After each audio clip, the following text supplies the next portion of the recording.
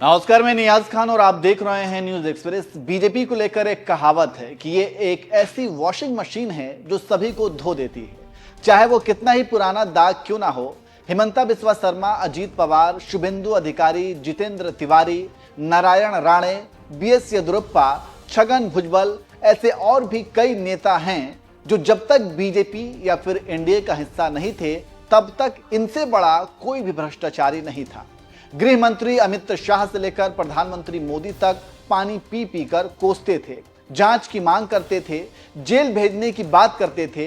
लेकिन जैसे ही इन लोगों ने बीजेपी ज्वाइन किया या फिर एनडीए का हिस्सा बने, तब से ये बिल्कुल पाक साफ हो गए। मतलब बीजेपी की वॉशिंग मशीन में उनके भ्रष्टाचार के सभी आरोप धुल गए।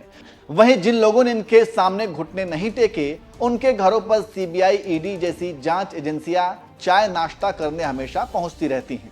लालू यादव भी उन्हीं नेताओं में से एक हैं। ऐसा कहा जाता है कि अगर लालू यादव ने बीजेपी से हाथ मिला लिया होता तो शायद चारा घोटाले का दाग बीजेपी की वॉशिंग मशीन में अब तक धुल गया होता। अगर आप लालू यादव के बेटे तेजस्वी यादव के एक्स अकाउंट पर जाएंगे तो आपको एक ट्वीट बिल्कुल ऊपर ही पिन अप किया हुआ दिखेगा, और जब आप उस ट्वीट की तारीख पर नजर डालेंगे तो वह ट्वीट 26 दिसंबर 2017 की है।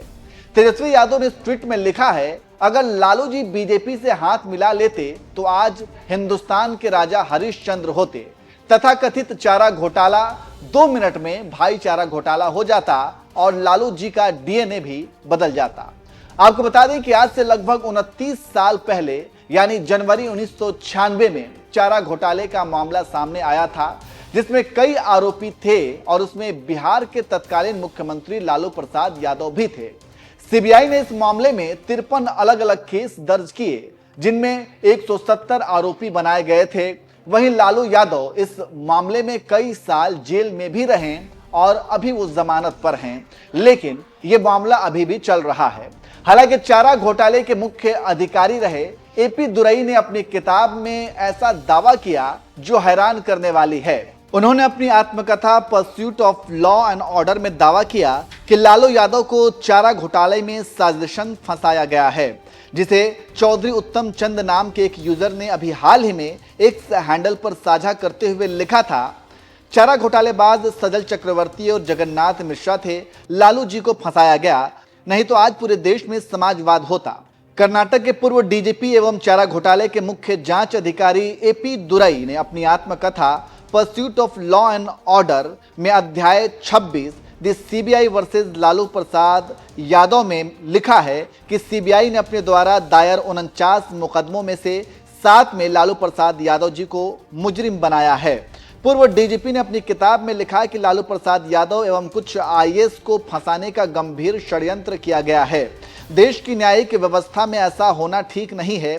मीडिया ने भी लालू प्रसाद यादव को बिना मुजरिम सिद्ध हुए खुद ही ट्रायल कर उन्हें अपराधी घोषित कर दिया। आईपीएस अधिकारी एपी दुरई जी की अस्वीकारोक्ति इस देश के बहुजन, शोषित, दलित समाज को हजार वर्षों से अपराधी, असुर, राक्षस आदि घोषित करने की निकृष्ट परंपरा को उद्घाटित करता है। एपी दुरई साहब ने जो कुछ भी आत्मकथा में लिखा है वह वंचित समाज की ऐसी व्यथा कथा है जो शायद ही सुनने को मिले।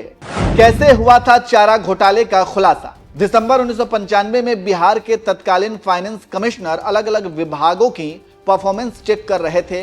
इसी दौरान उन्होंने पाया कि पशुपालन विभाग में करोड़ों रुपए की हेराफेरी हुई है। शुरुआत में 410 करोड़ रुपए की हेराफेरी का अंदाजा लगाया गया, लेकिन बाद में जब जांच हुई तो यह घोटाला 950 करोड़ रुपए से भी ज्यादा का है।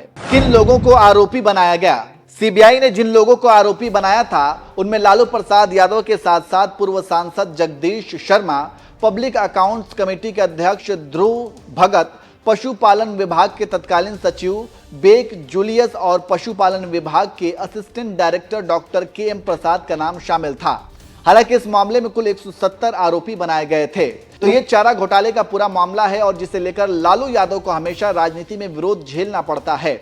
वहीं दूसरी तरफ ये कहा जाता है कि लालू यादव अगर बीजेपी से हाथ मिला लेते तो ये भी बाकी के नेताओं की तरह बीजेपी के वॉशिंग मशीन में धुल जाते। खैर, आपको क्या लगता है, बीजेपी को लेकर जो वॉशिंग मशीन की बातें कही जाती हैं उसमें आपको कितनी सच्चाई दिखती है? कमेंट करके जरूर बताएं।